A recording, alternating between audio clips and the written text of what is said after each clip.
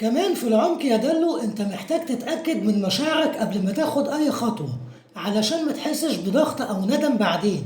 الصراحة مع نفسك ومع الطرف التاني هيخلي كل شيء اسهل واصفى.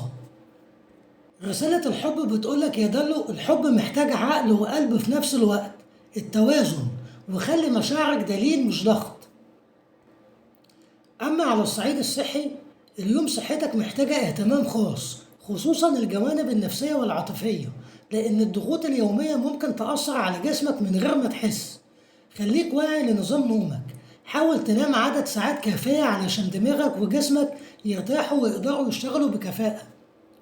كمان الأكل هيلعب دور كبير، اختار وجبات متوازنة ومليان خضار وفاكهة، وحاول تقلل السكريات والمشروبات الغازية لأنها هتزود شعورك بالإرهاق.